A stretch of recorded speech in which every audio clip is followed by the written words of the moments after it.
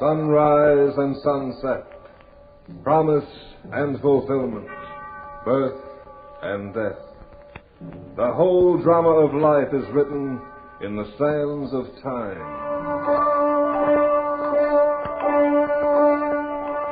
We present a new series of radio programs, The Clock.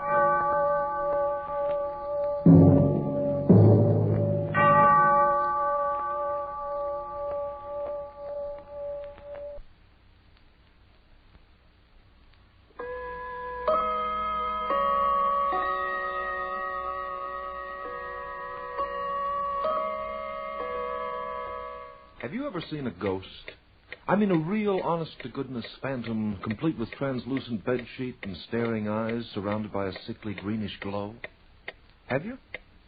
Well, I've spent many a night in my niche above the sexton's bedroom window, watching the acres of tombstones in the graveyard below by the light of the silvery moon, checking off the witching hours without so much as even seeing a bony hand or chilling to the anguished wail of a tortured spirit. However, ghosts do exist for some people. Only to them it's known as retribution.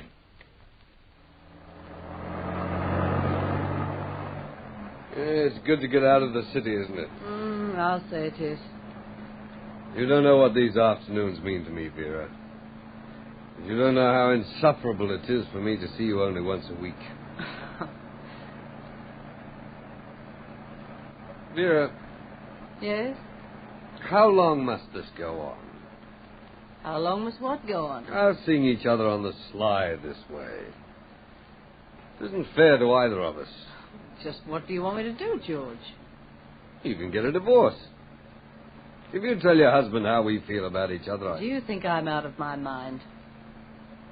Is it too much to ask? You're very attractive, George. The last 2 months with you have been interesting. Interesting? Is that all it's meant to you? You know, it's meant a lot more. After all, he does have money, and a great deal of it. Sometimes you frighten me, Vera. Do I? You're so cold-blooded. It's about us. I'm afraid you don't completely understand me. Perhaps I don't. I hardly know my husband. We met 2 months ago, and we were married inside of a week. Then, unfortunately, I met you. Unfortunately? Is that how you feel? Oh, Frank's unattractive. He's dull. But he's given me what I've always wanted. Beautiful clothes, home that other women envy. I could have been happy with Frank in a boring way if you hadn't come along. Then I have made a difference. Oh, a big difference, darling. I'm madly in love with you. Oh, Vera. What's your driving, darling? Oh, Vera, we've got to do something. We can't go on this way. That's what I've been thinking. Sooner or later, he'll get suspicious. And he'll divorce me. That won't be so good. Why not? Because he'd cut me off without a cent. Oh, is that all you think of, money? I also think of you. Very often. How nice it would be for us to see each other all the time. Not just a few hours each week. Well, there's only one answer. Yes. It's not what you imagine. Why stop here?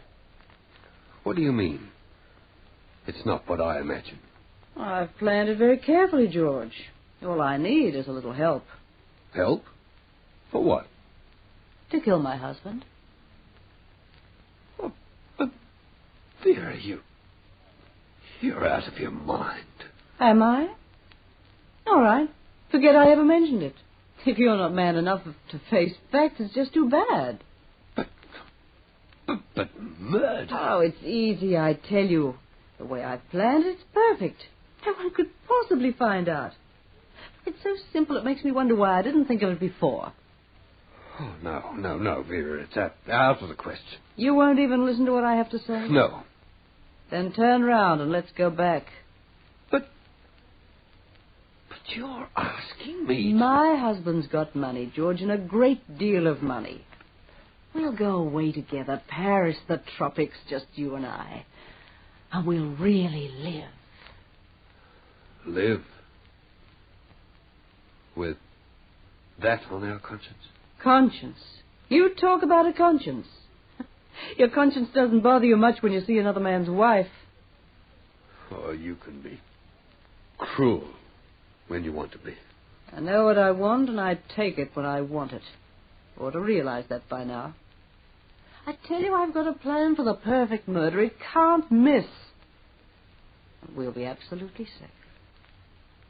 You can either listen to me or take me home for good. What kind of plan do you have?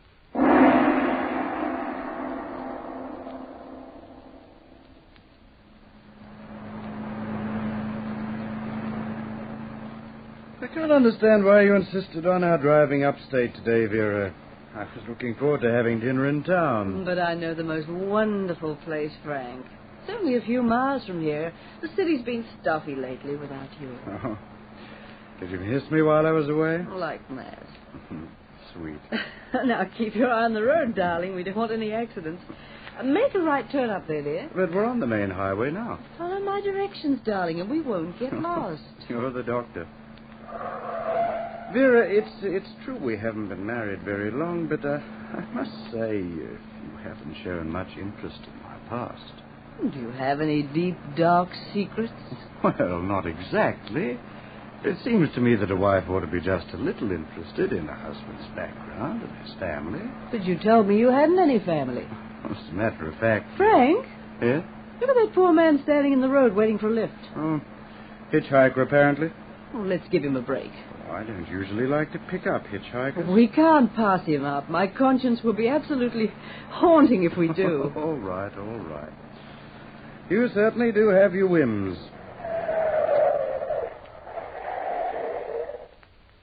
Like a lift, mister. How far are you going? Oh, just a few miles up the road. Oh, well, a few miles will help. You can get in the back. Thanks, lady.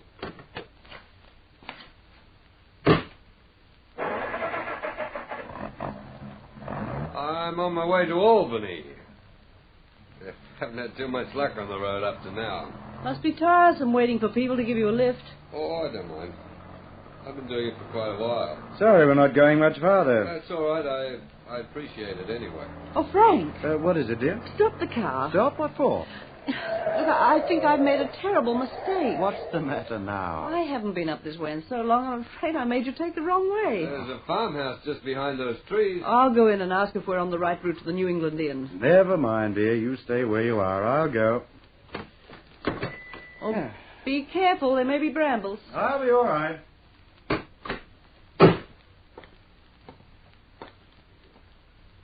Quick. Get into the front seat, George. Oh, dear, I can't go through with it. Are you turning chicken-hearted on me? I've never even seen it before. How can I kill a man? You'll either go through with this, or so help me, you'll never see me again. Don't you see how simple it is? We've checked everything thoroughly, haven't we? Yes, but... We know that farmhouse is deserted, and there's rarely any traffic on this road. No one in the world could possibly suspect. He's coming back. Start the car. Vera. If I knew how to drive, I'd do it myself. Start the car, you fool. No one at home in that farmhouse. Hey, what's the idea? Hit him. Where are you going?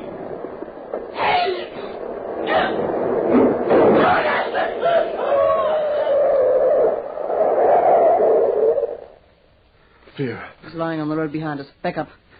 What? Back up over him. You've got to. Just make sure he's finished. But I can't, Vera. You idiot, you're ruining everything. Back up, do you hear?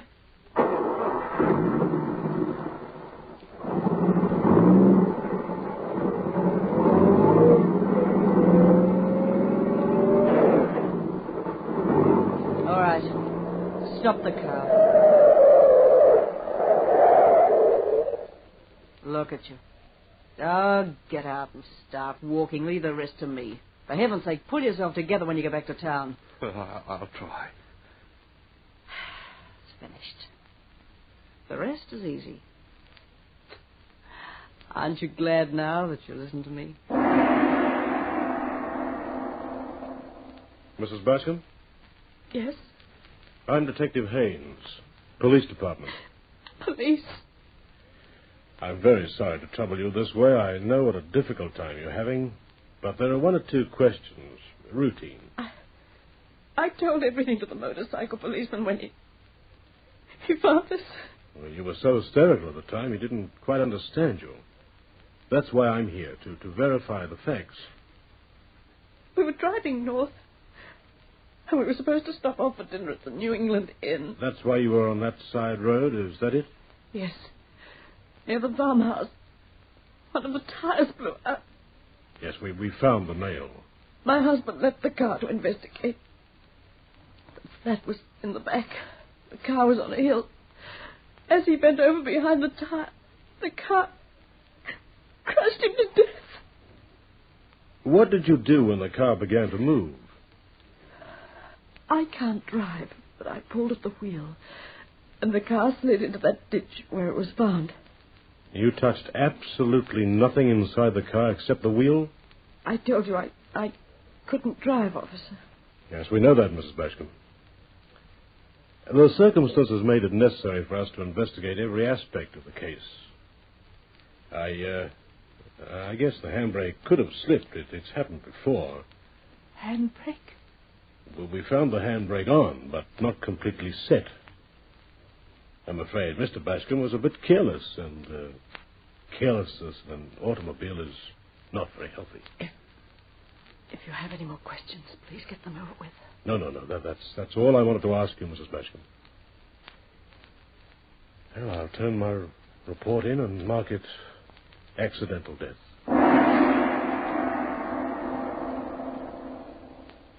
Vera. I told you not to come to the house so soon. Oh, no one saw me, Vera. I just couldn't stay alone by myself. I had to have someone to talk to. All right. Sit down and relax. You look terrible. Vera, is everything all right? Of course everything's all right. Could be better. The police have closed the case. They even felt sorry for me, the poor dears. They were sweet. Well, then, we have nothing to worry about? Nothing at all. It was perfect. No one in the world could suspect us. I'll feel better after a while. I mean, give me a few days to straighten myself out. I'll be all right, Vera. What you need is a drink. Yes, I could stand one. So could I. The funeral was a terrible bore. Thank goodness it's over. What do you have, George? Scotch or rye? George? Scotch. It's snowing outside. It started when I came in. I like the suburbs very much. Let's live here, Vera, when we're married. Anything you say, darling. Will you take it straight? George, I said, will you take it... Vera. What is it? Vera. Come here. What's the matter with you? Out there. On the road. What? I saw him, Vera. Standing there. In the snow. George, will you make sense? Who did you see? Your husband, Vera. I saw your husband.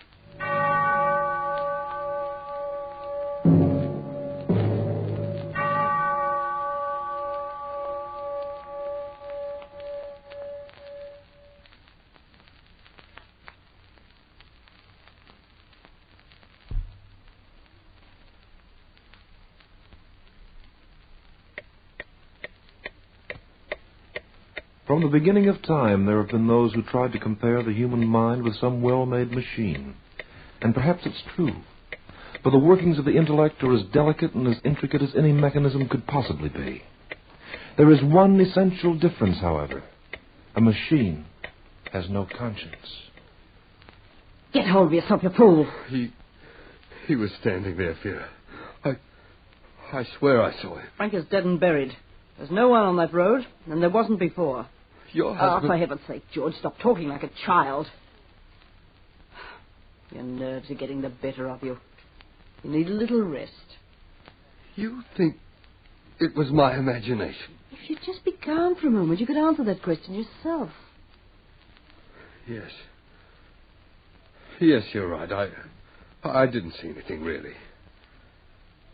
Oh, I don't know what's happened to me, Vera. I feel confused, afraid.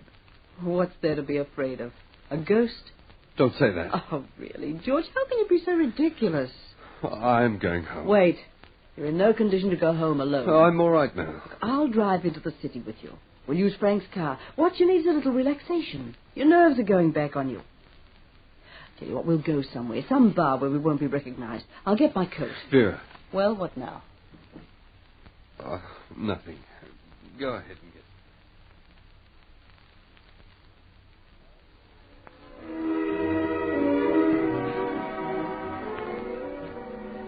Want to sit in the booth? I'd just as soon stand at the bar. All right. I'll see you in just a minute. But where are you going? I've got to make a phone call. Frank's partner. What's the matter with you? Must you jump at everything I say? Well, I'd just as soon you wouldn't leave me for long, that's all. Mama won't leave you, not if Mama can help it. Now snap out of it. Order me an old-fashioned. What'll be, sir? Oh, one old-fashioned, one straight rye. An old-fashioned, one straight rye. You've got quite a few people in here tonight, haven't you? Yes, we always fill up about this time, sir. I haven't seen you in here before, have I? No, I don't think you have. Mister, you feel okay? Yes, I'm fine. Why? Well, you look kind of pale. Oh, I had a cold for the past few days. It took a lot out of me. Now, what you need is a rotten rye. Let me fix one up for you. No, a straight rye's fine. Oh, I tell you, this can't be beat. I even take it myself when... Hey, what's eating you, mister? That man at the end of the bar. What man? Tell him to go away. He's dead, I tell you. Tell him to go away. Mister, for the love of Mike. What's the matter, George? Vera, Is this guy your husband, lady? He's all right. Just nervous, that's all. I saw him again, Vera. I tell you, I saw him George, for again. heaven's sake. He was yelling about some guy at the end of the bar. There's nobody up there but the cashier. Here. Thanks for your trouble. Much obliged, lady. Vera, I swear I saw him. Shut up. You better take him home, lady. He's in bad shape. He's had too much to drink. Take my arm, George. Be quiet.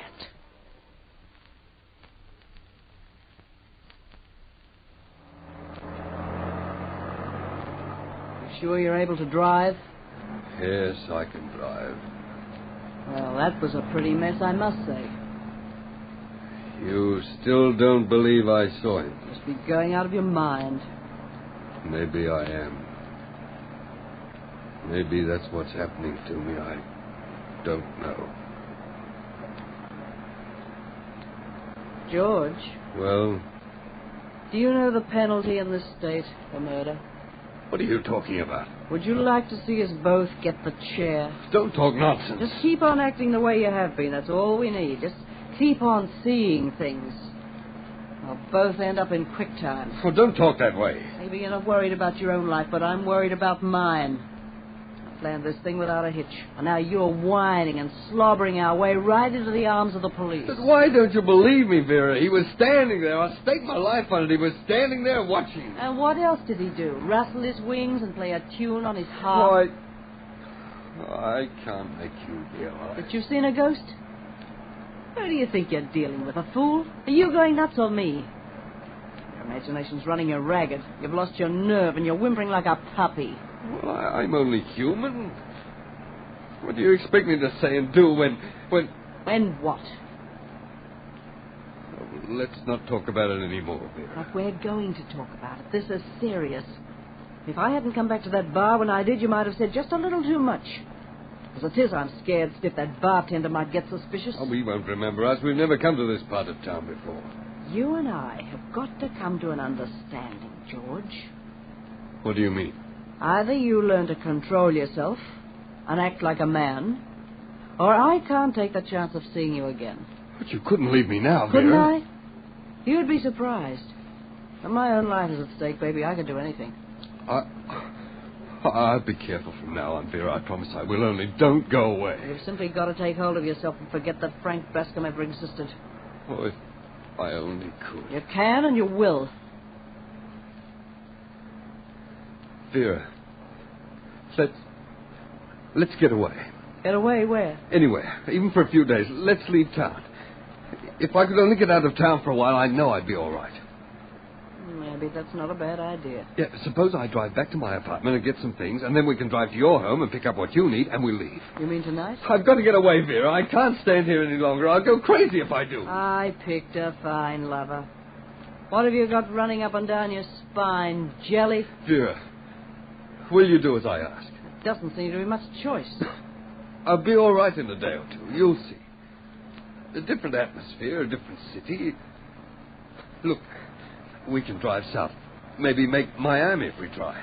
It's only 2 days' drive if you keep at it. Miami wouldn't be bad right now. No one will know us there. We can swim and dance and pretend that nothing's happened. What do you say, Vera? How about it? All right.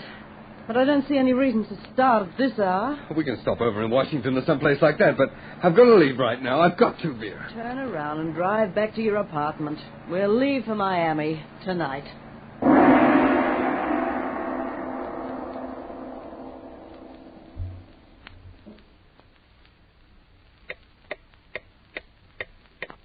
You don't believe in ghosts? Well, neither did Vera and George until... But listen as the clock moves on.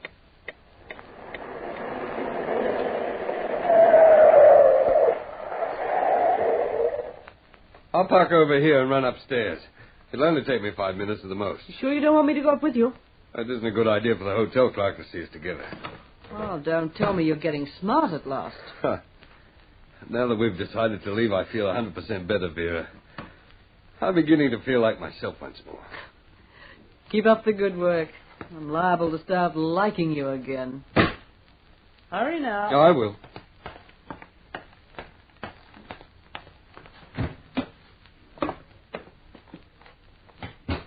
Good evening, Mr. Bailey. Good evening, Harry. It sure is snowing, huh? Yes. There's a gentleman been asking for you. He's waiting upstairs. He's been waiting a long time. What?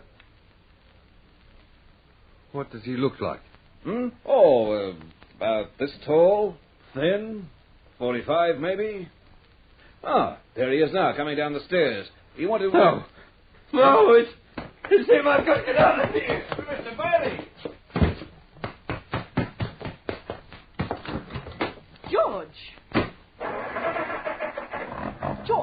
George, what is it? He's in there. Who? Frank. Are you crazy? The hotel clerk saw him, Vera. He's waiting for me upstairs. Did you see him too? No, but the clerk did. He told me he did. How do you know it wasn't someone else? It could have been someone else, you know. A friend might have dropped in. It was Frank, your husband. I know it was. But we'll get away. This time we'll make sure to get away. George, you're driving too fast. The streets are slippery. I'll get away from him if it's the last thing I do. Vera, look, behind us. What? There's a car back there. We're being followed. I can see him through the glass. George, be careful. Slow down and let me out of here. If this is it, I'm willing to face it. I'm tired of being hounded. We'll get away from him now or never. You're doing 70, George, for heaven's sake. 70? I'll do 80. I'll fly if I have to. So help me out. George, no! Stop it! Stop it! Stop it!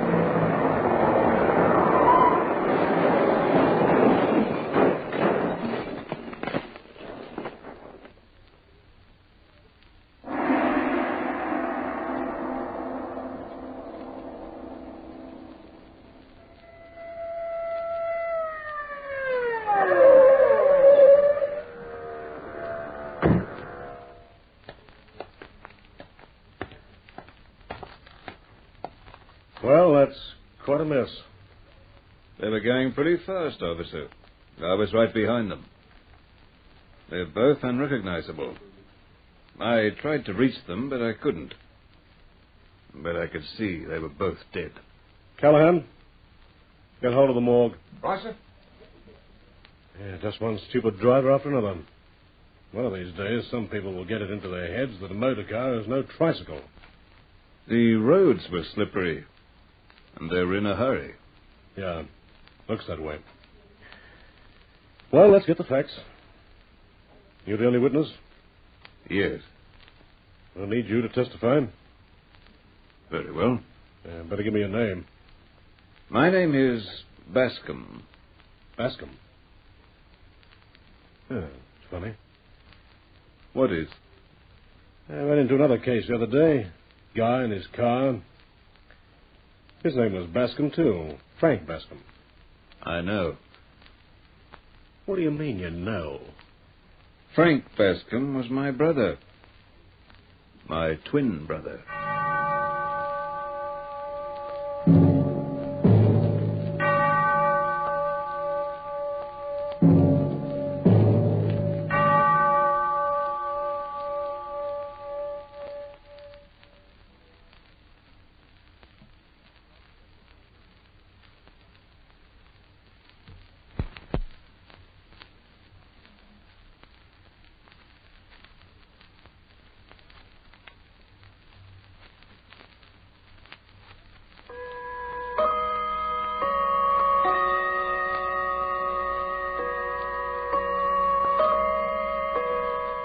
And that is the story of George and Vera as recorded by the clock. Yes, retribution can be a ghost, and a lively ghost at that. And its bony finger can be a substitute for justice. The Clock will be heard again next week, same time, same station. It is written by Lawrence Klee and stars Hart Maguire as the Clock. In this program, you heard Nigel Lovell as George and Margaret Christensen as Vera. Others were John Tate as Detective Haynes, Don Crosby as Frank, and Gordon Glenwright as Bascom. The Clock, directed by John Saul, is a Grace Gibson radio production.